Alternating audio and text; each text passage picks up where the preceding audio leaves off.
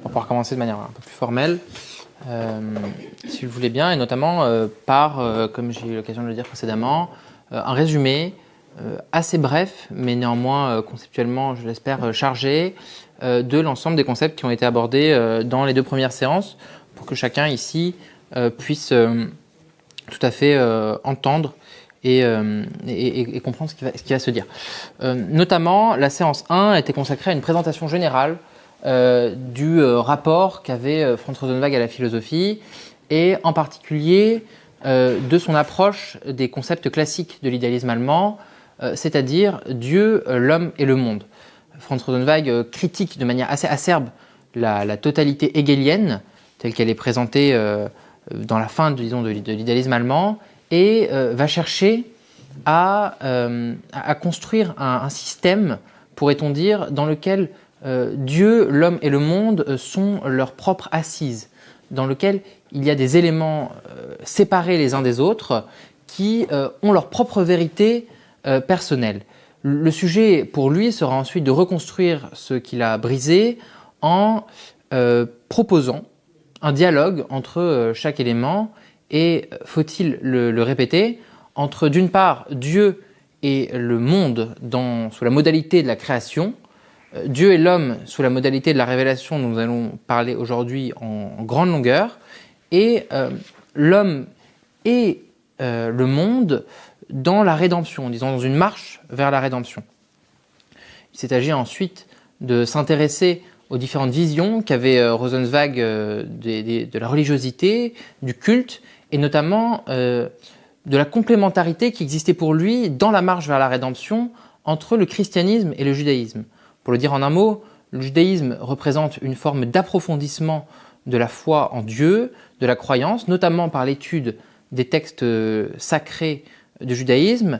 Et il nous dit au cœur de l'étoile brûle le feu, c'est-à-dire qu'en fait, les rayons qui sont autour de l'étoile vont d'abord avoir une puissance interne pour accroître la chaleur et la luminosité de l'étoile.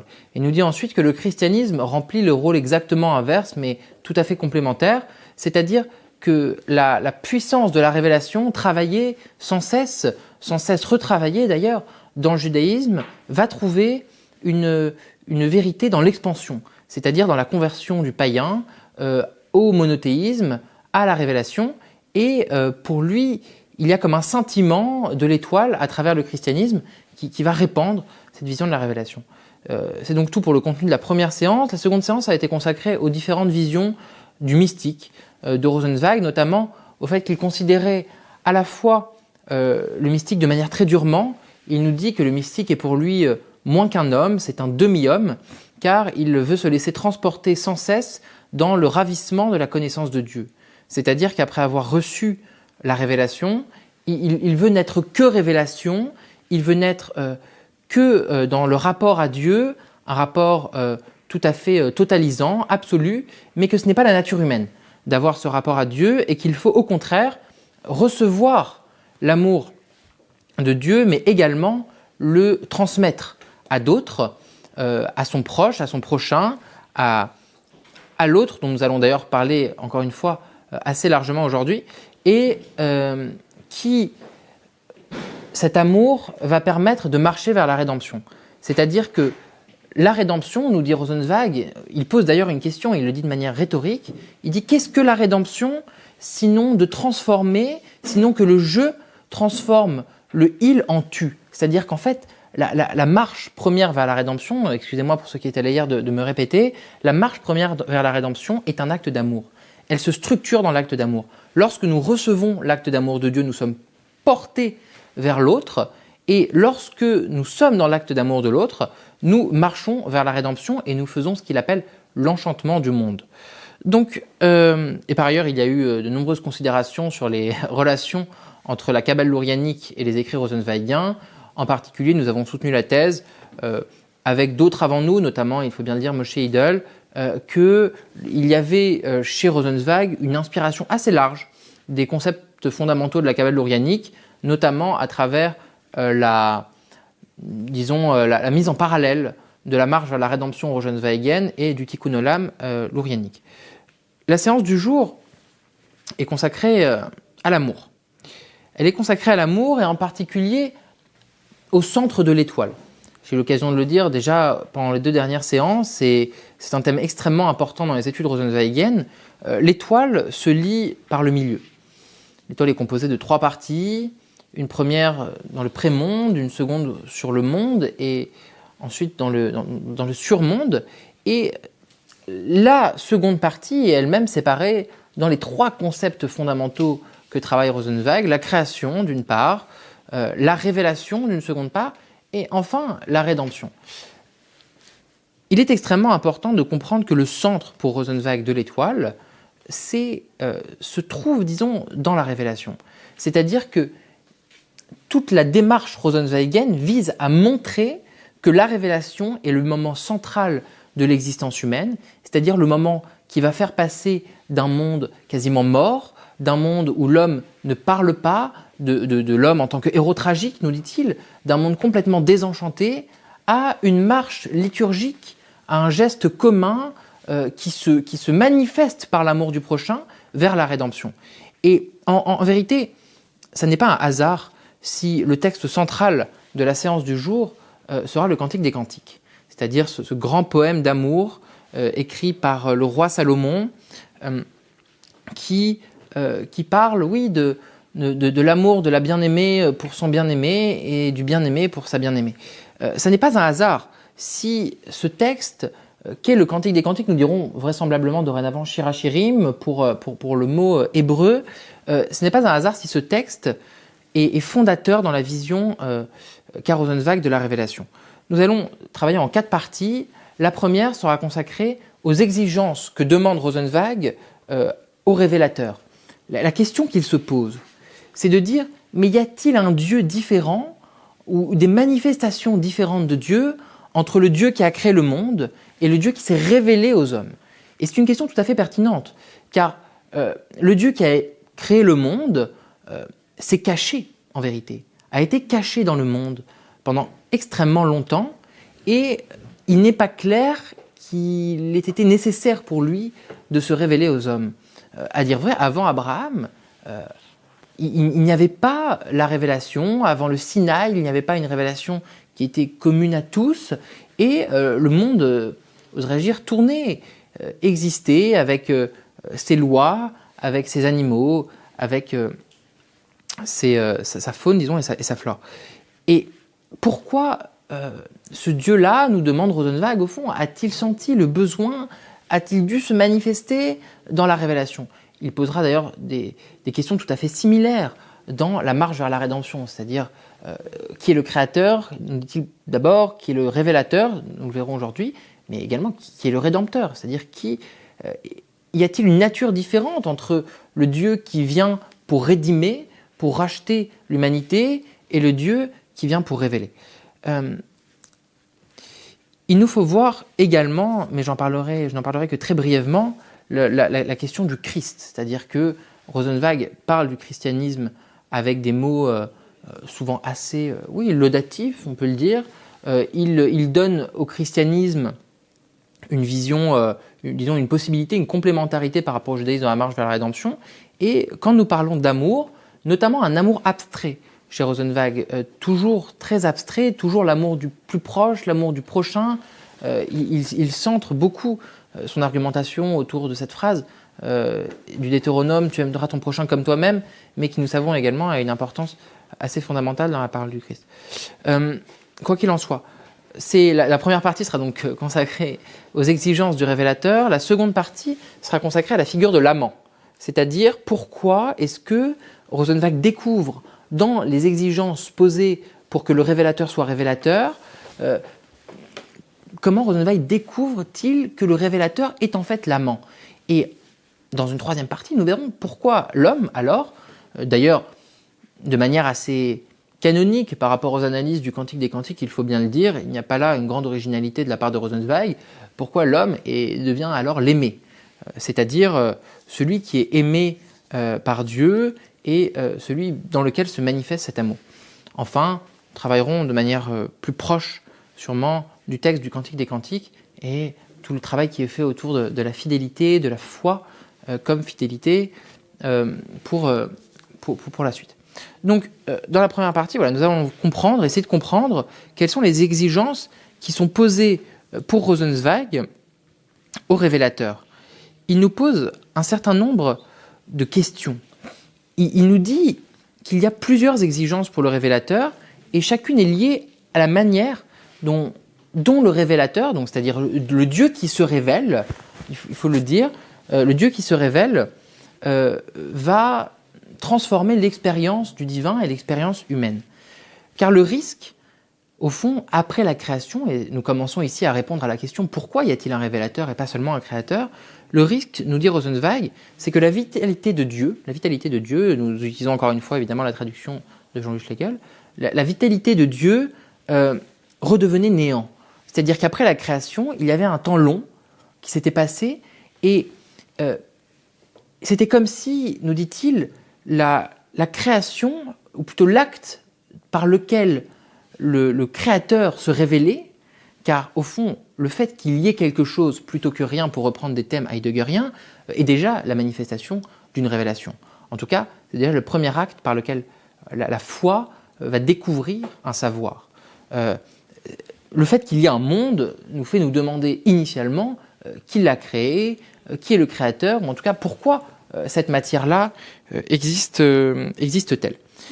Et donc il nous dit, il faut garantir la révélation qui a eu lieu dans la création, donc cette révélation dont on vient de parler, d'une retombée dans la nuit du secret. Alors qu'est-ce que c'est que cette nuit du secret? C'est une expression tout à fait innovante, tout à fait neuve de la part de Rosenzweig, c'est-à-dire l'oubli à force de temps que la création est elle-même une révélation, est elle-même un miracle. Que ça n'est pas une évidence, thème hautement philosophique s'il en est, que ça n'est pas une évidence qu'il y ait un quelque chose. Donc, pour les différentes exigences posées au révélateur, il faut d'abord que le révélateur transforme la révélation ou plutôt, disons, empêche Dieu de revenir dans l'obscurité du passé. C'est la première exigence. Le risque principal, c'est la nuit du secret. La nuit du secret dans lequel Dieu ne doit pas retomber pour les hommes. Et alors, Rosenzweig pose la question, on nous dit, voilà, Dieu pourrait ne pas se révéler, rester dissimulé derrière l'acte de création, mais si le révélateur se manifeste, il doit se manifester de manière accessible. Et c'est là, nous reprenons, alors cette fois avec des citations, ce que nous avons dit, Rosenzweig nous dit, le créateur pouvait encore se retirer derrière la création, c'est-à-dire que la création suffise, dans son obscurité riche de structuration, et donc elle-même sans structure. Il pouvait s'effacer en se cachant humblement derrière des lois éternelles. Cela fait référence au fait que lorsque le monde a été créé, et Rosenzweig a une pensée assez longue là-dessus, sur la question du miracle, sur le fait que le miracle, initialement, avant la découverte des lois scientifiques, était lui-même vu comme une loi. C'est-à-dire qu'en fait, chaque instant renouvelé pouvait être considéré comme un miracle. Le révélateur, nous dit-il, peut à tout instant maintenir le créateur dans la clarté, le manifeste, le non caché, et ce faisant, il laisse l'être caché de Dieu s'enfoncer définitivement dans le passé. Il laisse l'être caché de Dieu s'enfoncer définitivement dans le passé. On a ici une double négation, un grand classique rosenzweigien, c'est-à-dire que ce Dieu caché, ce Dieu créateur, mais pour autant qui ne s'est pas révélé, qui s'est caché comme des étincelles de lumière divine, pour reprendre des éléments fondamentaux de la Kabbale lourianique, nous avons eu l'occasion de parler la dernière fois, ce Dieu s'est caché dans le monde et le révélateur va prendre la place du Dieu caché pour disons, l'enfoncer, nous dit-il, définitivement dans le passé, c'est-à-dire clore l'étape qui sépare la création de la révélation. C'est extrêmement important, c'est le premier rôle du révélateur. Le second rôle du révélateur, c'est que la révélation ne soit pas une expérience liée au passé. Et là, il faut nous intéresser à la manière dont Rosenzweig voit le créateur. C'est-à-dire que pour Rosenzweig, le créateur, la création est un acte du passé, majoritairement. C'est-à-dire qu'il y a la création, il fait distinction entre la création et la génération, mais fondamentalement, la création est un acte qui est lié au passé. Et donc, le révélateur doit prendre le contre-pied de ce rapport au passé et dire qu'il y a un présent perpétuel de la présence de Dieu. Ça n'est pas simplement un Dieu qui a créé, et même si Dieu crée quotidiennement, même si Dieu renouvelle le monde quotidiennement, cela risque d'être oublié. Le rôle du révélateur, le principal rôle du révélateur, c'est d'actualiser en permanence la révélation dans l'instant présent. C'est seulement ainsi, nous dit Rosenzweig, quand elle n'est plus le témoignage d'une révélation survenue en général, mais l'extériorisation d'une révélation qui survient, nous dit-il, à l'instant, c'est seulement alors que la chose sort du passé de son essence pour entrer dans son présent vivant. Le rôle principal du révélateur, faut-il le répéter, c'est de manifester la seconde révélation dont parle Rosenzweig, c'est-à-dire la première révélation étant la création, la seconde révélation étant la révélation de la révélation, c'est de la maintenir dans son présent vivant, de faire s'échapper l'obscurité du passé. Le troisième rôle du révélateur va être disons, être d'échapper au risque d'être un nouveau créateur. Et là, nous revenons dans quelque chose qui fondamentalement est assez cohérent par rapport aux thèses rosenzweigiennes, c'est-à-dire que le créateur étant lui-même un pré-révélateur, ou disons un révélateur du passé, un révélateur d'un premier jour, un révélateur du commencement, c'est-à-dire que dans ce Bereshit, dans cette création initiale, il y a une forme de révélation, mais qui ne dure qu'un instant, et il serait donc possible de créer une nouvelle fois pour se révéler une nouvelle fois. Mais alors reproduire ce cercle, de laisser appartenir au passé sans cesse la création. Rosenzweig nous dit que non, il ne faut pas que le révélateur, c'est une exigence que nous devons avoir envers lui dans sa conceptualisation, il ne faut pas que le révélateur introduise de nouvelles réalités. Le révélateur, puisqu'il révèle, qu'il sort du mystère, qu'il sort du caché, doit dévoiler ce qui est caché. Il nous dit alors, il faut donc qu'une révélation soit ce qui ne pose rien, ce qui ne crée rien en dehors d'elle en le posant dans le vide. Un révélateur qui créerait une nouvelle fois serait un bien prêtre révélateur, ce ne serait qu'un second créateur, mais peut-il y en avoir deux? Par ailleurs, et Rosenzweig insiste, le révélateur non seulement ne doit pas être un nouveau créateur, mais par ailleurs, il ne doit pas se muer en rédempteur. C'est-à-dire qu'il y a ces trois étapes rosenzweigiennes, le créateur, le révélateur, le rédempteur, et Dieu, sous sa forme de révélation, en tant qu'il se mue révélateur pour les hommes, doit ne pas outrepasser son rôle. Et il nous dit la révélation que nous cherchons doit être tout à fait essentiellement révélation. C'est-à-dire qu'il y a encore une fois un questionnement qu'il pose de la même manière que pour la création, qui est un acte, la révélation doit l'être aussi et doit être un acte tout à fait complet. La révélation ne doit pas anticiper sur la rédemption. Et justement, pour quelle raison? Une raison tout à fait simple, qui est que dans la conceptualité rosenzweigienne, la rédemption n'est plus l'affaire de Dieu. C'est-à-dire que c'est l'affaire de l'homme et du monde. C'est l'affaire de l'homme et de son prochain, mais de son prochain pour le monde, vers l'enchantement du monde. Et fondamentalement, le Rédempteur n'est qu'une forme de Dieu qui va laisser faire, ou en tout cas qui va manifester continuellement dans un présent continuel sa révélation, dans un présent continuel l'acte d'amour. Nous aurons l'occasion d'en parler tout à fait bientôt. C'est un révélateur qui doit être perpétuellement, disons, dans l'amour. Et c'est pour ça que nous allons passer à cette partie 2, à celle qui questionne qui, en fait, va pouvoir donner, va pouvoir répondre aux exigences du révélateur.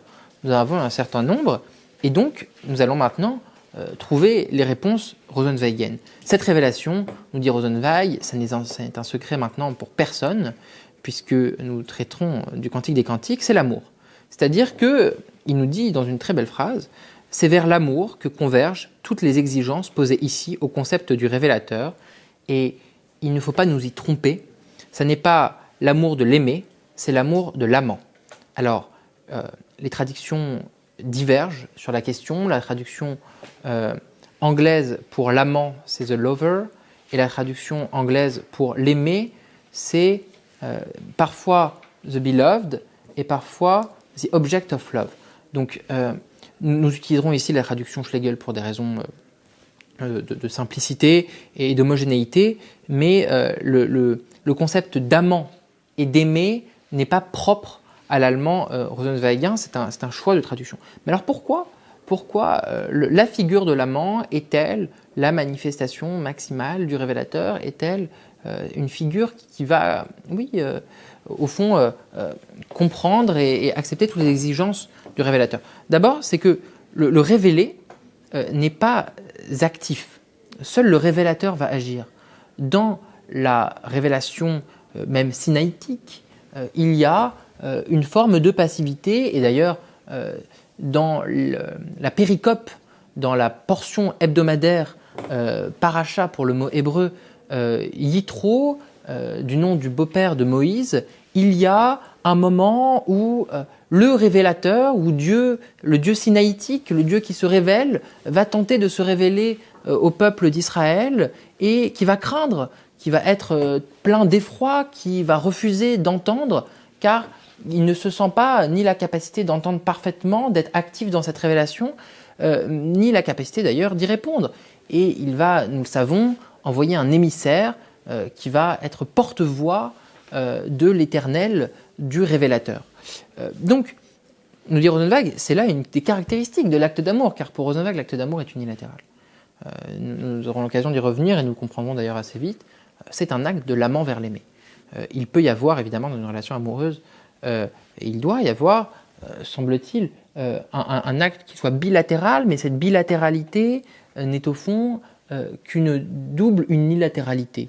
C'est-à-dire qu'il y a deux amants et deux aimés qui se font face, qui se regardent, et nous savons ici l'importance de l'œil, l'importance de la figure, de la face chez Rosenzweig, et la propriété principale du révélé ici, ce qui va justifier l'arrivée de la figure de l'amant en tant que parallèle avec le révélateur, c'est que le révélé va non pas subir, mais va accueillir la révélation, et donc l'acte d'amour. Le bien-aimé reçoit l'amour, il l'accepte, et il s'apaise dans cet amour. Tandis que l'amant, au contraire, donne. Et il se transforme sans cesse dans l'acte d'aimer. De la même manière, le révélateur va être celui qui donne, qui s'extériorise dans l'acte de révélation. Il ne conserve rien pour lui-même, mais se consume dans un mouvement perpétuel de don. Il faut vraiment, c'est très très important de comprendre ça, c'est-à-dire qu'il y a une présentéité de la révélation, une présentéité continuelle. Et notamment, et nous y reviendrons pour la figure de l'amant, il y a une présentéité continuelle de l'amour. C'est-à-dire que ce n'est pas un amour qui se dit au passé, c'est un amour qui se dit au présent. La création se dit au passé, le commencement se dit au passé, mais l'amour doit se dire au présent, sinon il n'est pas qu'amour, sinon il est souvenir, sinon il est nostalgie. L'amour se dit au présent. Et Rosenzweig nous dit d'ailleurs, seul l'amour de l'amant et cette autodonation à chaque instant recommencée, seul cet amour s'offre dans l'amour. Sûrement une des plus belles phrases de l'Étoile, seul cet amour s'offre dans l'amour. Le révélateur se suffit comme révélateur, l'amant se suffit comme amant, et l'acte d'amour, au fond, se suffit à lui-même comme acte d'amour. Et c'est ici assez fort, car nous savons bien que dans la première partie de l'Étoile, il y avait tout ce sujet de l'acte d'autofondation des trois éléments. Et nous pourrions imaginer que dans une forme dialogale, au moment où l'homme va être rencontré par Dieu, où Dieu va rencontrer l'homme sous sa forme de révélateur, il y ait quelque chose qui ne se suffise plus à lui-même. Et au contraire, nous dit Rosenzweig, il y a là un acte d'amour qui se suffit à lui-même. Seul cet amour s'offre dans l'amour. Et nous dit alors, l'aimé accueille l'offrande. Qu'elle l'accueille, voilà sa donation en retour, mais en accueillant, elle reste auprès de soi. Et elle devient totale, sérénité et âme en soi bienheureuse. C'est-à-dire que l'acte, et nous reviendrons ensuite sur la figure de l'aimé, et notamment en partie, disons, sur la figure de l'aimé dans le Shir HaShirim, le rôle de l'aimé est d'accepter la donation, c'est-à-dire c'est d'accueillir un amour. Il ne peut pas y avoir de réponse à l'amour, ça n'a aucun sens. Il ne peut pas y avoir un moment où la personne aimée répond de manière franche, comme ce serait pour un dialogue, à un mot d'amour. Si j'ose dire de manière peut-être un peu provocatrice, un moi aussi n'a pas de sens comme réponse au je t'aime. Le je t'aime doit provoquer un silence d'une acceptation émotionnelle, pourrait-on dire ainsi. Le révélateur donc ne va rien créer de nouveau, mais va se donner totalement dans l'acte de la révélation, de la même manière que l'amant se donne dans l'amour. Le second point important pour comprendre pourquoi la figure de l'amant va servir de parangon du révélateur, c'est que la révélation est un mouvement renouvelé. Donc la première partie, c'était pourquoi est-ce que celui à qui c'est révélé est passif, pourquoi le révélateur est actif, et là, c'est pourquoi c'est un mouvement qui se répète perpétuellement. Et en particulier, pourquoi est-ce qu'il va modifier la personne de l'amant? C'est-à-dire que l'amour de l'amant n'est jamais un état fixe. Ça n'est jamais dans ce constant renouvellement, dans cette perpétuelle actualisation, une linéarité. C'est-à-dire ça n'est pas une présence constante à un point. C'est une modification perpétuelle, mais en particulier qui va croître. Et bien sûr, ça se renouvelle, la révélation se renouvelle pour Rosenzweig à chaque instant, comme un feu qui ne cesse de brûler. Mais en réalité, la formulation prévue comme un feu qui ne cesse de brûler n'est peut-être pas si bonne que ça, c'est comme un feu qui ne cesse de s'accroître.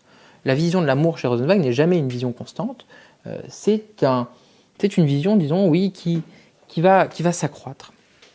De la même manière, d'ailleurs, la révélation, et c'est pour ça que c'est une figure pertinente, ne peut pas être un événement figé, son actualisation perpétuelle doit grandir.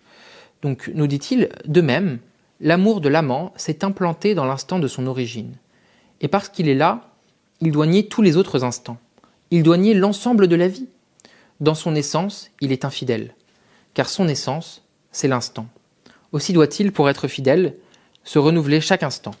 Tout instant doit devenir à ses yeux le premier regard de l'amour.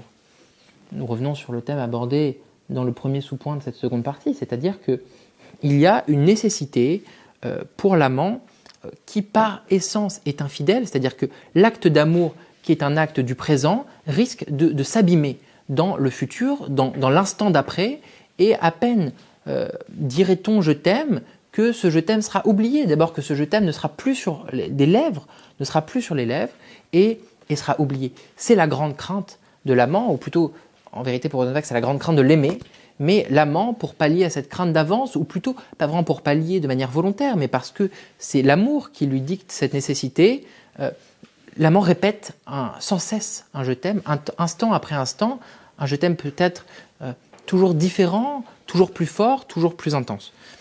C'est extrêmement important de voir ça. Là, c'est exactement ce que fait la révélation, c'est-à-dire que la révélation se répète à chaque instant parce qu'elle craint, comme nous l'avons dit dans la première partie, de retomber dans le passé et que le révélateur ne doit en aucun cas, vraiment en aucun cas, devenir le créateur. Seule la non-permanence de l'instant, nous dit Rosenzweig, le rend capable, l'amant, de revivre tout instant comme neuf et de porter ainsi le flambeau de l'amour à travers tout le royaume nocturne et crépusculaire de la vie créée. Formulation typiquement rosenzweigienne, il y a la création qui a comme plongé le monde dans une existence mais nocturne, presque pleine de brouillard, et l'amour, l'aimant, l'amant, porte un flambeau, comme un héros d'ailleurs, comme oui, un héros grec. Alors, il n'aimerait pas évidemment cette comparaison, parce qu'il voit le héros tragique comme une forme de l'homme avant la révélation, mais à travers tout le royaume nocturne et crépusculaire de la vie créée. Alors il faut savoir que crépusculaire a deux sens en français, à la fois le crépuscule du matin et le crépuscule du soir. Donc on pourrait longuement se questionner sur pourquoi est-ce que Schlegel a posé cette question du crépuscule, car le crépuscule est aussi un début. Alors que évidemment, dans la création, il y a un début, mais c'est un permanent crépuscule du soir. Enfin, le révélé, tout comme l'amant, va être passif. C'est évidemment le pendant inverse de ce que nous avons commencé par dire tout à l'heure. Seul le révélateur est dans une croissance permanente.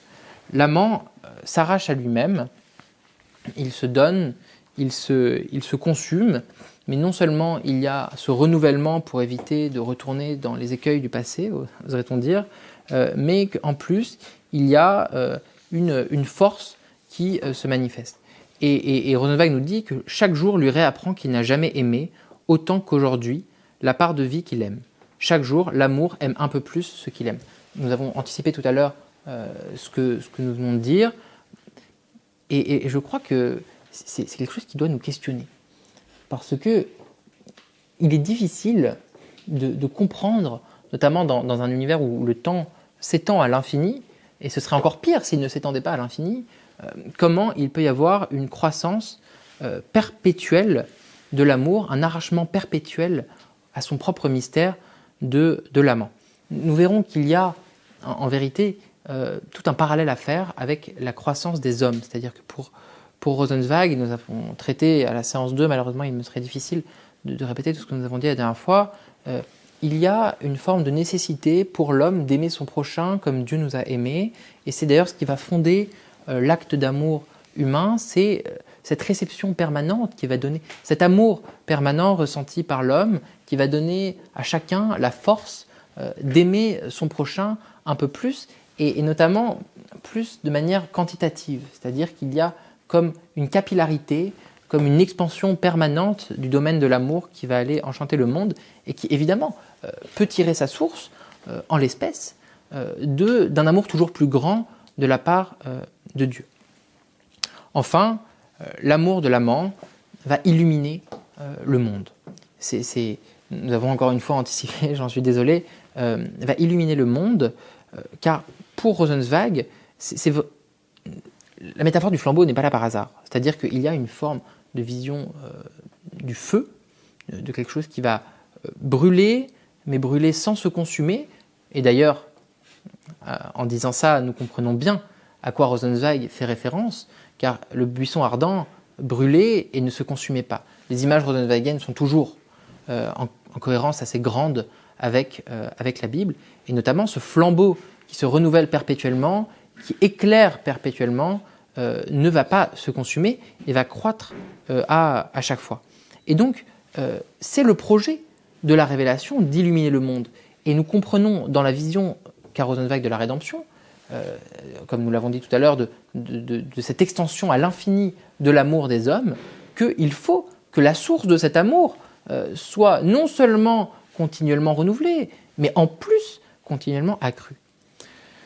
Nous avons donc essayé de comprendre ici pourquoi est-ce que la figure de l'amant convenait à ce que devait être le révélateur. Mais évidemment, il n'y a pas d'amant tout seul. D'aucuns diront qu'il n'y a pas d'amour heureux, mais ici, il n'y a pas d'amour sans une bien-aimée, sans un bien-aimé. Et nous devons maintenant comprendre un peu plus en détail pourquoi cet homme qui était seul, pourquoi le héros tragique du pré-monde, pourquoi le héros tragique qui vivait sans ne pouvoir jamais parler, qui n'était qu'un soi enfermé, c'est un thème rosenzweigien de sa première partie sur les éléments, c'est que l'homme, au moment où l'homme apparaît en tant qu'élément, c'est un homme qui est enfermé sur lui-même. C'est-à-dire c'est un homme qui refuse tout dialogue. C'est un homme qui ne peut pas parler aux autres, c'est un homme qui ne peut pas même parler à Dieu, et qui est complètement enfermé dans une existence mondaine. Il est, pour ainsi dire, trop mondain.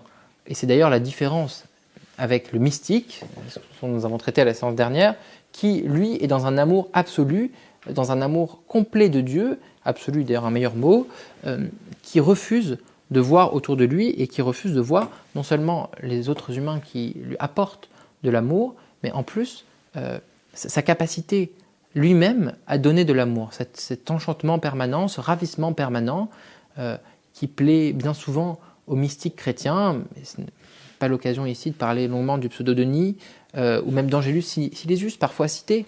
Angélus Silesius qui est un mystique rénan, à qui nous devons d'ailleurs, puisque nous parlons du Cantique des Cantiques, cette très jolie phrase, tout le temps reprise, régulièrement reprise par Heidegger, que la rose est sans pourquoi fleurie parce qu'elle fleurit. Évidemment, Rosenzweig a en tête cette image d'Angélus Silesius, il le cite dans l'Étoile à plusieurs endroits, et donc il y a cette vision mystique, mais il ne s'agit pas d'un ravissement pour le mystique permanent. Et donc, nous devons comprendre comment l'homme d'abord, parce qu'en vérité, pour Rosenzweig, il y a d'abord l'homme en tant que héros, et ensuite l'homme en tant qu'âme. Et l'âme ne naît que lorsque l'homme, entre guillemets, meurt dans sa forme égoïste, et l'âme ne naît que dans un dialogue. Et les termes que je vais employer à l'avenir seront vraiment dans cette séparation-là. Il y a l'homme qui va être d'abord l'objet d'un acte d'amour en chemin, pourrait-on dire, l'objet de la révélation en chemin, mais il y a l'âme qui est la révélation accomplie. Et l'âme, contrairement au héros tragique de la première partie, est tout à fait enclin, est tout à fait capable de dialoguer, non seulement avec évidemment la divinité, mais également avec le prochain pour la marche vers la rédemption. Donc, ce qu'il se passe lorsque l'âme reçoit la révélation, lorsque l'homme reçoit la révélation, c'est une crainte. C'est-à-dire que l'homme est d'abord inquiet. Il est inquiet et plus que de l'inquiétude, il est pétri d'orgueil. Nous savons que ce héros tragique, je le répète souvent parce que c'est le syntagme rosenzweigien et que je n'y peux rien, le héros tragique est un héros fier, c'est un héros orgueilleux. Et notamment, quand le révélateur arrive, il y a une forme d'orgueil de la part de l'homme qui va ensuite devenir un dépouillement. Tout de la même manière d'ailleurs que peut-être peut-on bégayer à l'écoute d'un je t'aime pour la première fois, l'homme bégaye lorsqu'il entend l'amour de l'amant. Il est donc d'abord marqué par une fierté qui va l'enfermer en lui-même. L'homme refuse d'entendre et de voir la révélation tant qu'il ne s'est pas ouvert et qu'il reste cet homme fier et replié sur lui-même.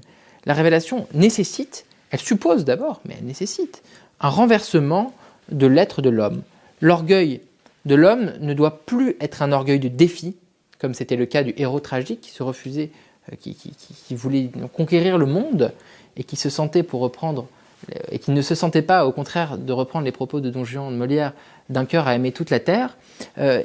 Il sortait d'une humeur de défi, mais il doit passer à une humeur d'humilité. Ce sont, pour Rosenzweig, deux faces de l'orgueil. C'est-à-dire qu'en vérité, l'humilité n'est pas une négation de soi, mais une fierté. C'est une forme de positivité, car celui qui est humble accepte d'être porté. Il accepte d'être porté par une autre force. Et il ne cherche pas à ne vivre que par ses propres forces. Il accepte d'être porté par les forces du révélateur. Et donc, quelques citations, notamment sur le défi, nous dit Rosenzweig, défi et caractère, hubris et daimon s'étaient réunis en lui, en l'homme d'avant la révélation, et avaient fait de lui un soi muet, tourné sur lui-même. Ce héros tragique qui refuse de parler, et la révélation pour Rosenzweig est évidemment la naissance du langage. Emeline Durand, grande chercheuse sur Rosenzweig, a produit un livre justement à cet effet qui s'appelle Le temps de la langue et qui est tout à fait fourni sur ces questions. L'homme ne doit plus donc avoir une vision de défi, mais, nous dit Rosenzweig, mais un tel orgueil qui est simplement là, dans lequel l'homme est silencieux et par lequel il se laisse porter. Est alors le pur contraire du défi qui ne cesse d'exploser à nouveau, c'est l'humilité. Car l'humilité est aussi un orgueil, nous dit Rosenzweig, il sait que rien ne pourra lui arriver. Donc, nous passons d'une forme d'orgueil personnel à une forme d'orgueil interpersonnel. Une forme d'orgueil du soi vers le monde, ou plutôt du soi vers Dieu, et nous voulions être rigoureux, et nous voulons, qui passe à un orgueil qui accepte la venue du révélateur. Nous allons lire les deux premiers textes, notamment car le premier, peut-être aurait-il été pertinent de le lire avant, mais va permettre de conclure, et ensuite nous pourrons comprendre, en les lisant l'un puis l'autre, pourquoi est-ce que c'est quelque chose qui est extrêmement important, cette histoire de confiance et de se laisser porter. Pour le premier texte, assez brièvement, l'amour n'est donc pas attribut, mais événement. Et il n'y a pas place pour un attribut chez lui. Dieu aime ne signifie pas que l'amour lui soit propre comme un attribut, comme la puissance de créer par exemple. L'amour n'est pas la forme fondamentale, la forme solide et inébranlable de son visage. Ce n'est pas le masque, figé par le moule, recueilli sur le visage du mort, mais le jeu de mimique, évanescent, jamais épuisé, la lumière toujours vivace qui brille sur les traits éternels. L'amour n'aime pas faire un portrait de l'amant. Le portrait fixerait le visage vivant pour le figer en un visage mort. Dieu aime, c'est le présent le plus pur. S'il va aimer, ou même s'il a aimé, quand c'est l'amour lui-même, il lui suffit de savoir une chose, qu'il aime. Nous comprenons donc ce texte qui fait référence qui devait être conclusif, il faut bien dire, de la première partie, atteste de la manifestation permanente de l'amour. Et le thème de la mort, la comparaison à la mort par Rosenzweig, nous comprendrons tout à l'heure en lisant le début, la fin d'ailleurs, du Cantique des Cantiques. L'amour est fort comme la mort, répète Rosenzweig très régulièrement dans Étoile de deux, c'est-à-dire le chapitre que nous sommes en train de travailler. L'amour est fort comme la mort, montre qu'il y a un plus, que l'amour n'est jamais un amour mort, qu'un amour mort est d'ailleurs un oxymore qui ne doit jamais être prononcé, car s'il y a un amour, il y a un amour qui se répète sans cesse. Et la seule chose que sait le révélateur, c'est qu'il donne cet amour et qu'il conforte l'aimé, et nous raccrochons ici les wagons, et qu'il conforte l'aimé dans le fait d'être aimé perpétuellement. Nous allons donc revenir sur le second texte pour comprendre pourquoi est-ce que l'âme est objet de l'amour divin. Il s'intitule, c'est un titre personnel, « L'amour de l'aimé se vit dans la confiance ». On pourra en dire ce qu'on pourra en dire. C'est le texte 2. Ce qui, pour l'amant, est un instant à renouveler sans cesse. C'est extrêmement à comprendre, c'est extrêmement important, excusez-moi, de mettre ces deux textes en regard, car, comme souvent chez Rosenzweig, les textes se font face. L'étoile se lit par le centre, ce n'est pas un hasard. Les textes se font face dans le livre et se répondent. Ce qui, pour l'amant, est un instant à renouveler sans cesse. Ce qui est aimé le sait éternel. Donc d'une part, l'amant doit renouveler sans cesse son amour, et ce qui est aimé sait que cet amour est éternel. C'est très, très particulier. Éternel, nous dit-il, toujours et éternel. Toujours. Voilà le mot écrit au-dessus de son amour. Donc nous parlons ici, non pas de l'amour de l'amant, mais de l'amour de l'aimé. Toujours, voilà le mot écrit au-dessus de son amour. L'amour n'est jamais plus grand que dans l'instant de son éveil. Il ne saurait croître davantage. Mais il ne peut pas non plus diminuer. Tout au plus peut-il mourir. L'aimer est fidèle. Son être aimé, c'est l'air où il vit. L'amour de l'amant est une lumière qui ne cesse de s'allumer en lui. L'instant de l'illumination lui donne l'actualité. L'amour de l'aimé est silencieusement assis au pied de l'amour de l'amant. Ce qui lui donne son actualité, ce n'est pas l'instant singulier, toujours neuf, mais la paisible durée. Parce qu'il se sait aimer toujours. Pour cela seul, il se sait aimer à tout instant. L'amour aimerait offrir des sacrifices d'action de grâce, car il sent qu'il ne peut rendre grâce. L'amour n'a d'autre ressource que de se laisser aimer. Rien de plus. Et c'est ainsi que l'âme accueille l'amour de Dieu. Ces textes, le premier et le second, que nous venons de lire, se font, comme je l'ai dit tout à l'heure, évidemment face. C'est-à-dire qu'il y a une tension qui se crée entre le révélateur et l'âme. Il y avait initialement le créateur, l'homme, le monde, et il y a ici le révélateur et l'âme. Pourquoi y a-t-il une tension ? C'est qu'il y a une mauvaise compréhension de l'amour de la part d'un des deux. L'aimer, l'âme, disons, mais je préfère dire l'aimer car Rosenzweig a vraiment en tête une relation amoureuse. L'aimer ne se pose pas la question, disons, ou plutôt l'aimer sent que l'amour est un éternel présent. Mais il n'y a rien d'acquis. C'est-à-dire que, comme dit Rosenzweig, c'est l'air où il vit, c'est-à-dire que l'aimer vit dans l'amour de l'amant. Il reçoit l'amour de l'amant, il est passé de cet orgueil à cette humilité, et il est transporté, et non pas transporté d'une mauvaise manière, la manière du mystique complètement qui se refuse ensuite à aller vers le monde. Il est transporté dans une forme de présent. Et c'est très particulier, car Rosenzweig critique d'une part le mystique qui est transporté en permanence dans le présent de Dieu. Pour autant, nous dit-il, celui à qui Dieu est révélé, celui à qui Dieu se manifeste en tant que révélateur, sous cette forme d'un buisson, d'un flambeau qui ne fait que croître en puissance et en chaleur, pour autant ne vit que dans ce présent perpétuel. Et ce serait une question qu'on pourrait adresser à Rosenzweig, mais quelle est la différence entre le mystique qui se sent aimé et celui à qui il y a l'âme qui voit la révélation? Donc, il y a par l'aimé une forme d'actualité, mais non pas une actualisation permanente, une forme d'actualité non questionnée qui n'a pas de sens de questionner l'amour, puisque l'amour est son présent. L'amour de l'amant est quelque chose de parfaitement comportable. Et dans d'autres textes chez Rosenzweig, nous comprenons qu'en vérité, il y a pour l'amant la question de renouveler ou pas son amour. Il y a la question d'abord de le faire croître, mais surtout, avant tout, de ne pas le faire mourir.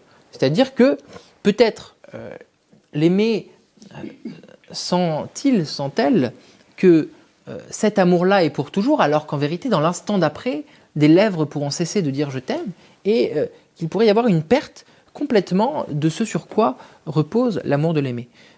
ça n'est pas son sujet. C'est-à-dire que son être aimé, encore une fois, c'est l'ère où il vit.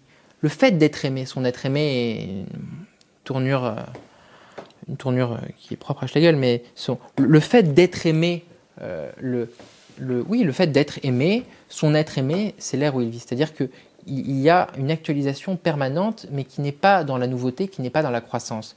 Et il nous dit que voilà, il ne saurait croître davantage, mais il ne peut pas non plus diminuer, tout au plus peut-il mourir. Il n'y a pas de notion de croissance de l'amour de l'amant pour l'aimer, il y a simplement une perpétuelle existence. Et là, nous sommes dans un domaine, nous le comprenons, d'une présence, du présent qui est différent. C'est-à-dire que d'une part, il y a un présent qui est toujours un présent neuf, et d'une part, il y a un présent qui pour autant n'est pas un présent créé dans le passé qui se manifeste continuellement, mais qui est un présent qui se continue comme présent. C'est tout à fait charmant de la part de Rosenzweig de présenter les choses comme ça. Donc, lorsque l'âme s'ouvre à l'amour de l'amant, elle devient véritablement objet d'amour. Contrairement à l'amant qui est actif, le bien-aimé est passif. Nous retrouvons encore une fois les textes qui se font face, le fait que le révélateur soit particulièrement actif et le fait que l'âme soit particulièrement passive. Mais cette passivité n'est pas du tout dans un sens négatif. L'âme reçoit un amour qui va le stabiliser, qui va le porter. Ce qui est aimé, nous dit Rosenzweig, et ça n'est d'ailleurs pas seulement vrai, du rapport à Dieu, mais d'une manière générale de l'amour, ce qui est aimé, ce c'est donc porté par l'amour de l'amant et caché en lui. Et j'insiste ici sur le fait que le « est caché en lui » n'est pas un être caché, mais c'est que l'aimer se sent caché à l'intérieur. Et nous reviendrons ici sur les thèmes plus tardivement du Cantique des Cantiques, sur la question de est-ce que l'amour doit être caché en intérieur? Est-ce que l'amour est nécessairement en intérieur? Bon, vous avez déjà la réponse que le troisième texte finit par « le mariage est plus que l'amour, c'est l'accomplissement dans le dehors ». Donc évidemment, nous comprendrons que ce cachet-là, finalement, cette opposition, parce qu'initialement le révélateur était d'abord caché et l'homme était très fier, et maintenant nous avons un révélateur qui n'est plus caché, qui s'est révélé, et d'autre part, un homme qui se blottit, disons, qui se cache dans l'amour de l'amant. Donc l'âme, une fois aimée, ne cherche plus à croître comme l'amant, mais se repose dans un amour éternel et immuable. Ce que l'amant doit renouveler sans cesse, l'aimé le possède dans la durée sereine. Je le répète encore une fois, c'est extrêmement important. Il y a un renouvellement perpétuel de l'amour de l'amant et il y a une continuité sereine de l'amour de l'aimé. Cette tranquillité de l'âme, donc, contraste avec cet élan perpétuel de l'amour. Le troisième point que nous allons aborder sera sur la fidélité du bien-aimé, qui est tout à fait différente, nous le savons, puisque nous l'avons lu plus en avant, de l'infidélité permanente de l'amour de l'amant. C'est une infidélité qui évidemment devient une fidélité, puisque cette actualisation permanente est une forme de fidélité, mais fondamentalement, ce que l'aimé avait hier, ce que l'aimé avait à l'instant d'avant, une certaine forme d'amour, n'est plus le même. Il n'y a plus, et c'est tout à fait fascinant, et c'est une propriété de l'amour, que même si l'amour est chaque jour différent, nous sentons qu'il est toujours le même. Et même si parfois il croit, même si pour Rosenzweig il croit en permanence, mais où parfois il décroît, nous sentons une forme de continuité, tout à fait d'ailleurs comme la présence de l'identité de l'autre qui reste ce qu'il est malgré le changement complet au fil du temps des planches qui le composent, pour reprendre évidemment ce thème bien connu de la mythologie grecque. L'âme donc qui se sait aimée de Dieu n'a plus à se battre. Elle n'est plus dans un combat comme l'était le héros tragique pour conserver cet amour. L'âme est dans la fidélité absolue, car son amour à elle ne peut ni croître ni diminuer. Il est constant. Cette fidélité est une affirmation silencieuse, c'est un oui permanent de l'acceptation de l'amour du révélateur. Et nous dit Rosenzweig, l'amour fidèle de l'aimé et eux acquiescent à l'amour de l'amant. Enchaîné à l'instant et le renforce. Enchaîné à l'instant, enchaîné à un instant, c'est-à-dire lié à la présentéité. Et le renforce jusqu'à en faire un amour durable. Voilà la contrepartie de l'amour, la foi de l'aimer en l'amant. Et lorsque nous avons parlé de bilatéralité, évidemment, il y a la nécessité d'une bilatéralité dans le sens où il y a deux fois un amant et deux fois un aimé, mais il y a également, dans multilatéralité de l'amour de l'amant, une forme de bilatéralité, une forme de retour, une forme de réponse, une forme plus que de l'acceptation, c'est une question de foi. Et c'est à partir de là où Rosenzweig, pas très friand du concept de foi, va devoir parler presque d'un saut dans la foi, pour reprendre l'expression connue, c'est-à-dire le fait que l'aimé doivent faire un acte de foi permanent envers l'amant. L'âme n'a plus besoin, nous dit Rosenzweig, de conquérir l'amour, elle vit dans l'assurance qu'il ne cessera jamais. Il ne cessera jamais. Elle n'est plus inquiète, elle n'est plus prise dans les affres du désir, mais elle est paisible dans la certitude d'être aimée. L'âme, nous dit Rosenzweig, est silencieuse dans l'amour de Dieu, comme un enfant dans les bras de sa mère. Alors, je vais boire un peu d'eau avant de continuer sur toutes les questions que pose cette formulation, sachant que nous venons de parler d'un amour amoureux et qu'il nous parle du Cantique des Cantiques, et que Rosenzweig va confondre de manière assez surprenante en vérité, d'une part un amour maternel, ou plutôt paternel en l'espèce, mais fondamentalement il dit maternel, et un amour amoureux, qui pourtant n'ont pas la même nature, n'ont pas la même temporalité. C'est une question qu'on peut se poser. Donc l'âme ne cherche pas à répondre, comme le ferait le héros, par un amour positif, par une nouvelle unilatéralité. Elle le fait, elle peut le faire dans la relation amoureuse, mais vis-à-vis de Dieu, fondamentalement, ça n'est pas le cas, car évidemment, nous pouvons répondre à l'amour de Dieu de la même manière que Dieu nous donne son amour. Cet accueil n'est pour autant pas une passivité vide, ce n'est pas une forme d'abandon, mais c'est une fidélité qui va fixer l'amour, et c'est là le merveille de l'amour, qui va fixer cet amour incertain, cet amour instable, dans une forme d'éternité. Je répète encore une fois, l'air où il vit. L'air où il vit, c'est-à-dire que c'est la seule manière pour l'aimer de le vivre. Et comme nous l'avons dit tout à l'heure, l'amour fidèle de l'aimé acquiesce à l'amour de l'amant, enchaîné à l'instant, et le renforce jusqu'à en faire un amour durable. Ça n'est pas l'amour de l'amant qui est durable, c'est l'amour de l'aimé qui fait de l'amour de l'amant un amour durable. Donc la révélation va trouver son aboutissement dans la création, dans la construction de l'âme qui ne crée rien, mais qui atteste tout.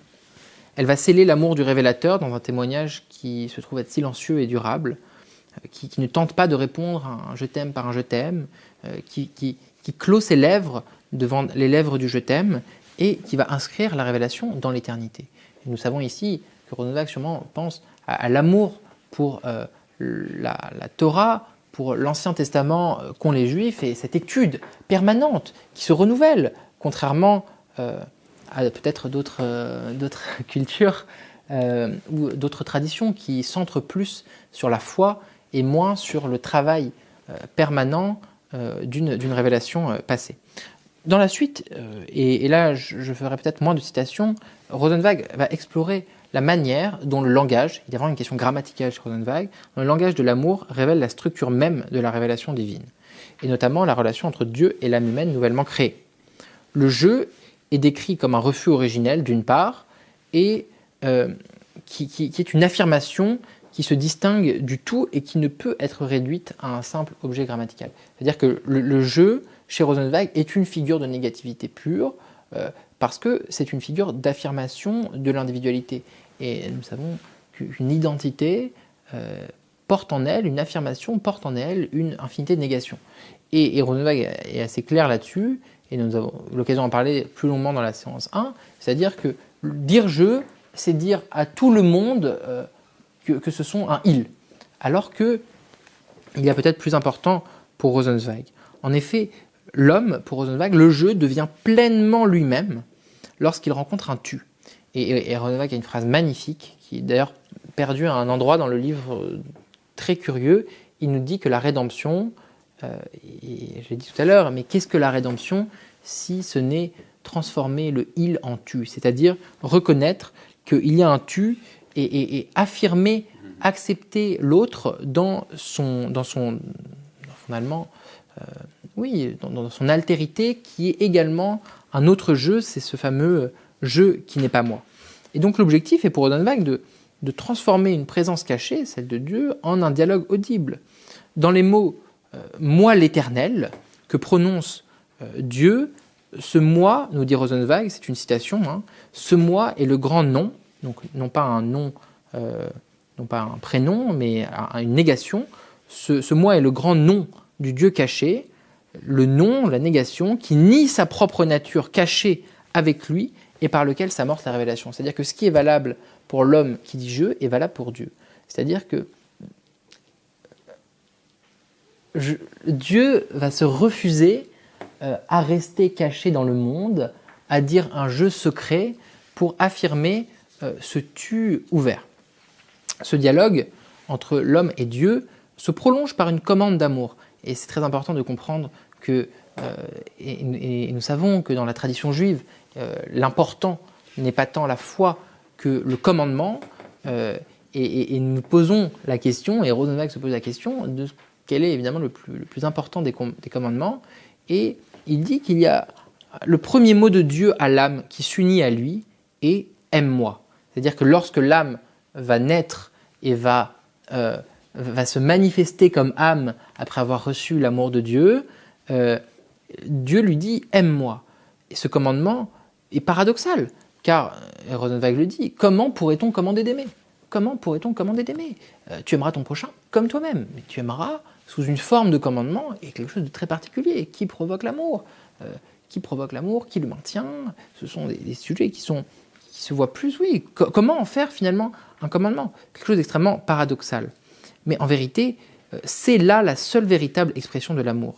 Car si il y a même une actualisation permanente de l'amour de l'amant, cette actualisation permanente ne trouve pas d'accès au présent, à un présent permanent qui soit sincère, s'il n'y a pas l'amour de l'aimer, ce fameux amour de l'aimer qui va lui donner valeur d'éternité. C'est-à-dire que l'amour est toujours un amour en passe de s'éteindre s'il n'est pas reçu, s'il n'est pas entendu.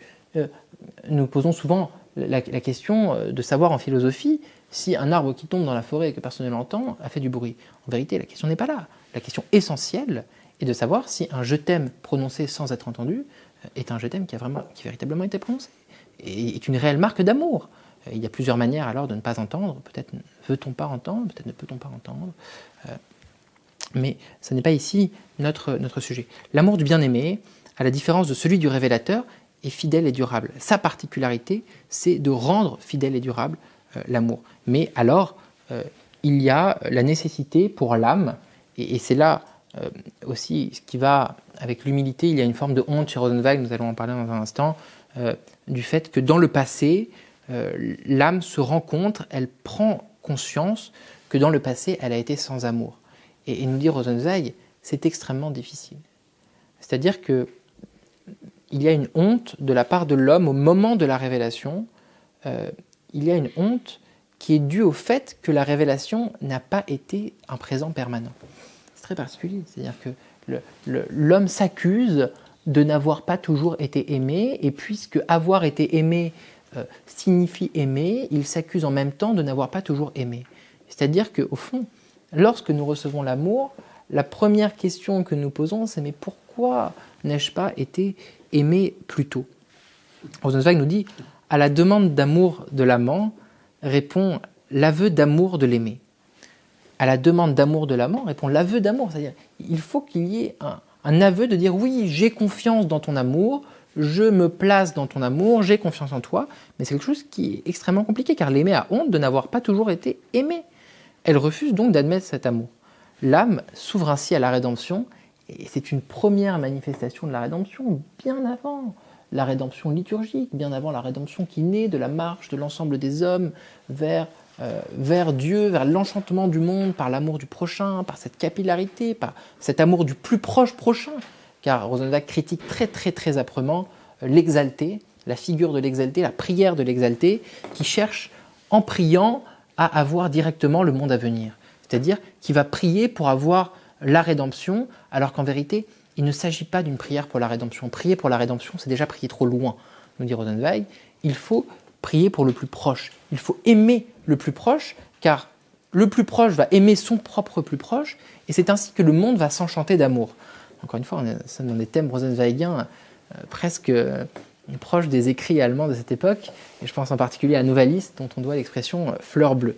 Mais donc, l'âme s'ouvre ainsi à la rédemption, elle s'ouvre à la rédemption en avouant « j'ai péché ». Et ce péché, c'est peut-être de n'avoir pas été, de n'avoir pas été aimé, de n'avoir pas aimé. Et c'est ce premier pas, cette admission, ce fait, d'admettre cet aveu qui va la libérer du poids du passé et qui va lui permettre d'accueillir pleinement l'amour divin. C'est-à-dire qu'il faut d'abord enlever ses chaînes.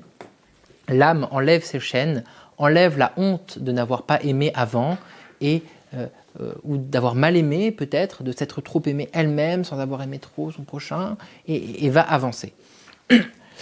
L'âme atteint donc son apogée dans l'affirmation de la foi, car elle reconnaît que Dieu est réellement Dieu, non plus comme une abstraction, non plus comme dans la première partie élémentaire ou pré-réflexive, disons. D'ailleurs, ce n'est pas un disons, c'est un comme dit Rosenzweig, dans cette partie pré-réflexive où nous avons construit Dieu par la conceptualité, presque de manière scolastique. Non, Dieu n'est pas une abstraction, c'est une présence manifeste. C'est une présence permanente. C'est non seulement une présence parce que le monde a été créé, mais c'est une présence parce qu'au fond de notre cœur, nous sentons, de la même manière que lorsque nous regardons peut-être la personne que nous aimons, nous sentons qu'il y a un amour permanent de Dieu qui se manifeste. Et ce sont des thèmes que nous retrouvons de manière assez classique, par exemple, classique plus tard, que nous retrouvons plus tard de manière assez classique, notamment chez Edith Stein, qui fait cette fameuse plongée phénoménologique après Che Guevara, qui fait cette plongée phénoménologique pour découvrir au sein d'elle-même, au fond, qu'il y a quelque chose dans sa finitude, qui lui impose de reconnaître l'existence d'une infinité. Et donc, c'est tout à fait ce qu'il se passe, c'est-à-dire que c'est une présence manifeste que nous voyons lorsque nous plongeons, disons, en nous-mêmes et que nous acceptons cet amour. Cette reconnaissance va conduire, et nous faisons le premier pas vers la rédemption, va conduire à la prière. C'est-à-dire que l'aveu se manifeste par la prière. C'est un cri, non pas cette fois vers le présent, c'est un cri, oui, c'est une première parole qui va aller chercher l'avenir, qui va exprimer à la fois l'accomplissement de la révélation et l'attente de son achèvement final. Et là, nous devons parler un peu en avant de ce qu'est la rédemption. La rédemption est liée pour Rosenzweig au futur. C'est-à-dire que c'est un futur permanent, c'est un futur toujours à venir, et le cri vers la rédemption, ce plus prochain n'en a jamais fini non seulement d'aimer, évidemment, puisqu'il y a un parallèle, Dieu n'a-t-il pas créé l'homme à son image, mais en particulier, la rédemption est toujours à venir, et l'attente messianique est elle-même toujours à venir. La révélation ne se clôt donc pas sur une certitude, mais sur un appel, un désir d'une union plus complète qui se travaille dans la rédemption avec le divin. Et voilà, nous dit Rosenzweig, dans des grandes formules rosenzweigiennes encore une fois, en vérité je dis ça à chaque fois, mais toute l'étoile n'est qu'une longue et grande formule rosenzweigienne. Voilà l'ultime résultat, nous dit Rosenzweig, atteint dans la révélation, la prière. La prière elle-même est la satisfaction. Qu'elle puisse prier, voilà le plus grand don que la révélation lui offre. C'est-à-dire que la manifestation de l'amour de l'aimer est une prière, de la même manière que dans le discours amoureux, il va y avoir une forme de prière, et peut-être en vérité, non seulement cet aveu de n'avoir pas aimé avant, cet aveu de se sentir en sécurité dans l'amour, mais également une prière, et tout simplement une prière pour que cet amour dure, pour que cet amour se perpétue dans le temps. Mais alors, je vais annoncer pour cette séance comme nom, telle la rose entre les épines, telle est ma bien-aimée entre les filles, et que nous traiterons du Cantique des Cantiques. Il me semble n'avoir pas pour l'instant tenu ma promesse, évidemment, je vais le faire très bientôt. C'est que pour Rosenzweig, il y a des textes, il y a une réalité scripturale, une réalité de l'écriture par rapport à sa conceptualité, qui trouve pour la création une manifestation, une apparition, une actualisation, pour le dire plus clairement, du texte biblique qui se manifeste dans le récit de la création. C'est-à-dire en particulier, nous dit Rosenzweig, dans ce qu'on appelle en hébreu le Maaseh Bereshit, c'est-à-dire le chapitre 1 de la création, qui cette fois appartient au passé, qui est un moment où Dieu créa, et Rosenzweig évidemment commente l'hébreu, lui-même hébraïsant, Bereshit, et pourquoi est-ce que la création appartient au passé, etc. Il y a dans la rédemption le langage des psaumes, notamment, alors un grand mystère, notamment un corpus de psaumes qui va du psaume 111 au psaume 118, alors que dans la liturgie juive même de cette époque, et croyez que j'ai vérifié longuement et que j'ai cherché pourquoi il y avait un décalage, le Hallel, une forme importante de prière, va du psaume 113 au psaume 118. Il y a donc, chez Rosenzweig, l'analyse des psaumes 111 au psaume 118, il en donne la justification, une justification comme d'habitude grammaticale, c'est-à-dire que existe dans ces psaumes le nous. Et donc évidemment, de la même manière que la création est un jeu, de la même manière que la révélation est un tu, la rédemption passe par le nous, et cette prière, ces psaumes-là, sont des psaumes du nous. Ce qu'il nous faut comprendre ici, c'est que pour Rosenzweig, alors qu'il y a cette opposition entre le récit de la création et les psaumes, et il faut que nous comprenions que les psaumes font partie des hagiographes, c'est-à-dire de la troisième partie de l'Ancien Testament, de la même manière d'ailleurs que le Cantique des Cantiques, il y a pour Rosenzweig la révélation qui se manifeste dans le dialogue du Cantique des Cantiques, évidemment amoureux. Le Cantique des Cantiques, en effet, est un poème lyrique, donc qui appartient, comme j'ai eu l'occasion de le dire, aux hagiographes, qui va célébrer l'amour sous la forme d'un dialogue, évidemment, entre un bien-aimé et une bien-aimée, qui alterne l'élan du désir et les épreuves de la séparation. Dès les premières strophes, la bien-aimée va exprimer un désir de rejoindre son bien-aimé et va évoquer une puissance particulièrement enivrante de l'amour. Le poème va se structurer en tableaux où il va y avoir d'une part la quête de l'autre, la crainte de la séparation, parfois une certaine forme, il faut le dire, de violence, et une joie de retrouvailles, une déclaration passionnée, et parfois un chœur, qui serait d'ailleurs cher à Rosenzweig, car il considère que la liturgie doit se manifester comme un chœur, que la marche vers la rédemption dans la psalmodiation, dans en tout cas les chants du psalmiste, sont un chœur. Et donc voilà, il y a un certain nombre de choses, et l'union des amants va se marquer en permanence dans une tension entre la présence et l'absence. Évidemment, cela fait référence à des thèmes classiques, disons, de toute personne ayant ressenti l'amour et de la relation avec Dieu. La révélation, nous l'avons vu, Rosenzweig, disons, nous la présente et nous devrions la vivre comme une présence permanente, comme une présence continuelle, mais peut-être parfois, et il faut bien dire que c'est le cas dans certains moments difficiles, nous demandons, comme le psalmiste d'ailleurs, mon Dieu, pourquoi m'as-tu abandonné ? Et nous ne comprenons pas pourquoi cette présence, parfois si manifeste, se fait par une absence. Et au fil du texte, au fil du Shir HaShirim, donc, l'amour va prendre une dimension tout à fait absolue, qui va déplacer la simple relation humaine pour devenir une force inébranlable, surpuissante, presque, il faut bien dire, divine, et qui va être comparée par Salomon dans le Shir HaShirim et reprise au début de la révélation par Rosenzweig, en disant l'amour est fort comme la mort. Il y a deux principes fondateurs, c'est un secret pour personne, il y a l'éros d'une part et le thanatos d'autre part, et ce sont des principes qui vont avoir la même puissance. L'amour est fort comme la mort. C'est quelque chose de surprenant. En tout cas, je me souviens de mes lectures de Roméo et Juliette et d'autres récits, que l'amour parfois succombe face à la mort, mais en tout cas, voilà. La bien-aimée qui traverse des épreuves avant de retrouver son amour et finalement le retrouve. Quelques mots du Cantique des Cantiques importants.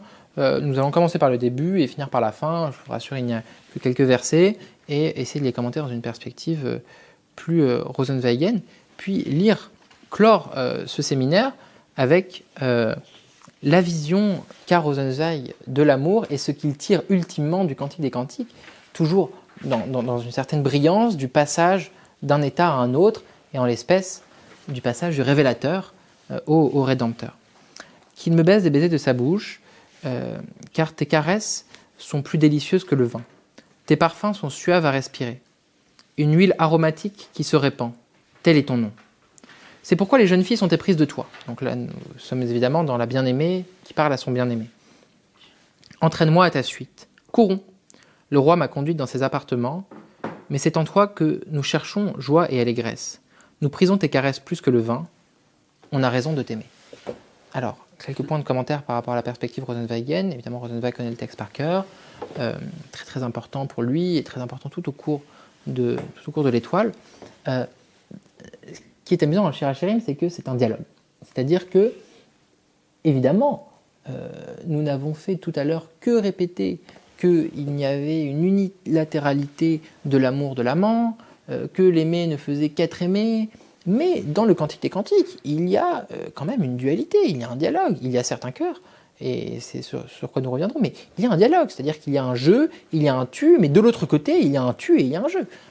Donc, Rosenzweig peut-être nous invite-t-il, et d'ailleurs il nous y invite, à transformer cet amour du divin pour nous, à le répliquer vers l'autre. C'est donc la première partie, c'est le tout début du Shir HaShirim, on a commencé au verset 2, après Cantique des Cantiques de Salomon, et vers la fin, au chapitre 8, son bras gauche soutient ma tête, et sa droite me tient enlacé. Donc encore une fois, la bien-aimée vers le bien-aimé. Je vous conjure, filles de Jérusalem, n'éveillez pas, ne provoquez pas l'amour avant qu'il le veuille. Phrase extrêmement commentée par Rosenzweig, du fait qu'on ne puisse pas provoquer l'amour. C'est quelque chose qui vient, on ne peut pas l'invoquer. C'est amusant parce qu'il nous pose la question, comment peut-on commander l'amour? Et il nous dit, mais on ne peut pas le provoquer, mais on peut pour autant le commander, on peut dire aime ton prochain comme toi-même, mais on ne peut pas dire aime-moi, en tout cas si on n'est pas Dieu, on ne peut pas dire aime-moi, et pour autant, l'amour de l'amant veut être aimé en retour, mais pas de la même manière. C'est un amour qui dit aime-moi, mais qui ne dit pas aime-moi comme l'amour de l'amant, aime-moi, accepte, et de fait, son bras gauche soutient ma tête, et sa droite me tient enlacé. Qui est-elle, celle qui monte du désert appuyée sur son bien-aimé? C'est sous ce pommier que j'ai éveillé ton amour, là où ta mère te mit au monde, là où ta mère te donna le jour. Thème rosenzweigien, encore une fois, nous parlions tout à l'heure de se sentir dans l'amour de l'amant, en acceptant l'amour de l'amant, comme dans les bras d'une mère. Il tire évidemment ses références du Cantique des Cantiques. Et ainsi qu'il est dit, place-moi comme un sceau sur ton cœur, comme un sceau sur ton bras, car l'amour est fort comme la mort, la passion terrible comme le shéol que nous pouvons assimiler à une forme, me semble-t-il, d'enfer juif. En tout cas, nous resterons sur cette définition primaire pour le moment. Ces traits sont des traits de feu, une flamme divine. Des torrents d'eau ne sauraient éteindre l'amour, des fleuves ne sauraient le noyer. Nous retrouvons évidemment ici deux grands thèmes. Alors d'abord, dans le Shir HaShirim, évidemment, il y a la question du sceau qui se place sur le cœur, du sceau qui se place sur le bras, avec une référence à des... Enfin... Non, enfin, bref. Car l'amour est fort comme la mort, la passion terrible. Donc, Rosenzweig compare une perpétuation à un empêchement de la mort. Et pourquoi un empêchement de la mort? En fait, en vérité, nous pouvons nous poser la question clairement, qu'est-ce que c'est que de ne pas mourir, sinon que de vivre continuellement dans le présent? C'est exactement la vision pour Rosenzweig de l'amour, et c'est évidemment ce que le Cantique des Cantiques nous dit. C'est-à-dire que lorsque nous nous sentons dans les bras de l'amour, nous nous sentons comme dans un perpétuel présent, et nous avons le sentiment que jamais il ne pourra s'éteindre, puisque c'est le fameux aveu, c'est la fameuse foi, c'est l'acte de foi envers l'amour de l'amant. Et donc, il est dit, ces traits sont des traits de feu, une flamme divine. Alors, pour les plus catholiques d'entre nous, je sais que nous avons un frère dominicain dans la salle, il y a évidemment le thème repris ensuite dans la mystique chrétienne de la transfiguration, transverbération, je ne sais plus exactement, où on compare le mysticisme à un trait enflammé qui va transpercer le cœur et qui va animer Thérèse, notamment Thérèse d'Avila, dans les Demeures du château intérieur, reprend ce thème de la transverbération qui la transfigure. Voilà, c'est la vision exacte. Des torrents d'eau ne sauraient éteindre l'amour, des fleuves ne sauraient le noyer. Encore une fois, la vision par Rosenzweig de la flamme, assez classique de l'amour, mais il nous parle d'un flambeau. Il nous parle d'un flambeau qui ne s'éteint pas et qui illumine le monde tout entier. Pour clore ce séminaire, avec, il faut bien le dire, une certaine joie du travail accompli, du chemin parcouru, nous allons pouvoir lire le texte charmant par lequel Rosenzweig fait la transition vers la rédemption et dire quelques mots de cette importance du cœur et peut-être augurer de prochaines séances tournées autour de la psalmodiation, enfin en tout cas autour du psautier. J'ai intitulé « Le mariage est plus que l'amour, c'est l'accomplissement dans le dehors ». Pourquoi ? Parce que, et là nous citons Rosenzweig, « Et du cœur, bien heureusement débordant de l'aimer, monte un sanglot, qui se met à former des mots qui se bousculent pour renvoyer à une incomplétude, à un impossible à combler, même dans la révélation immédiate de l'amour. Ah, que ne mets-tu un frère ?» C'est dans le Cantique des Cantiques. Il ne suffit pas que dans la semi-clarté tremblante de l'allusion, il appelle la fiancée du nom de sœur.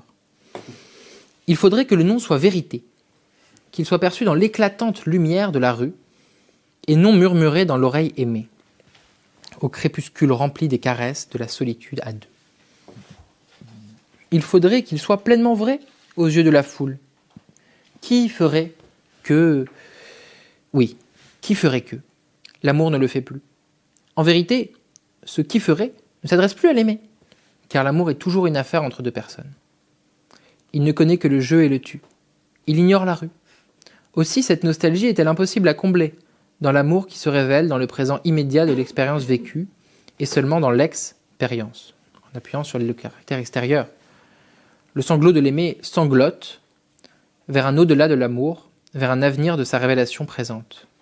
Il soupire vers un amour éternel, un amour tel qui ne pourra jamais jaillir de l'actualité éternelle du sentiment, une éternisation de l'amour qui ne grandit plus dans le jeu et le tu, mais qui réclame d'être fondé en face de la terre entière.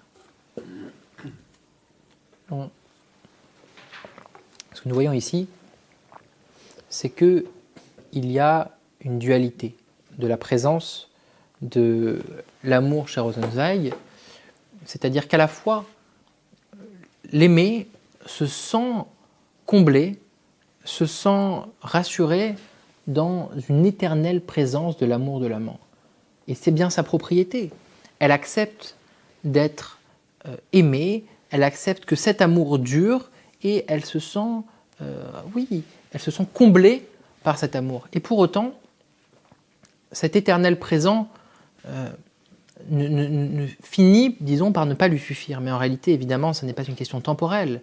Ce n'est pas une question de dire qu'il y a un jour, à un instant, des lèvres qui disent « je t'aime » et un « je t'aime » qui est entendu et qu'ensuite ce « je t'aime » ne suffit plus. C'est qu'à tout moment, nous sentons, lorsque nous sommes aimés, qu'il y a un manque qui peut-être est dû à de la crainte, un manque qui peut-être est dû à un amour trop grand, à une volonté d'une unilatéralité de notre part qui ne s'étende pas qu'à une seule personne. Mais en tout cas, l'amour ne se vit qu'à deux et ne suffit pas.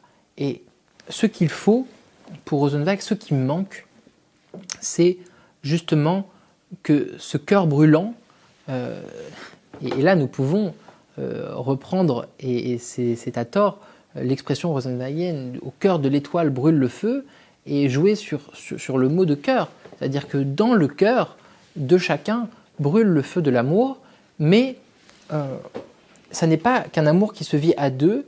Peut-être l'aimée veut-elle étendre cet amour à l'infini et notamment montrer son amour pour son bien-aimé devant la terre entière. Et c'est là que clôt Rosenzweig, en vérité, sa vision de l'amour, c'est qu'il y a un amour qui se vit à deux et qui se sent bien dans son intériorité, mais de la même manière qu'au cœur de l'étoile brûle le feu et qu'il faut qu'ensuite l'étoile étende ses rayons vers l'extérieur, le rôle pour part du judaïsme et pour part du christianisme, il faut que l'amour de Dieu vers l'homme de l'homme vers son prochain, de l'homme vers Dieu, que l'amour qui se vit à deux puisse également se montrer en face de la terre et illuminer cette nuit obscure de sa splendeur. J'ai dit, nous pouvons clore ce séminaire. Merci à tous pour votre écoute. Merci, évidemment.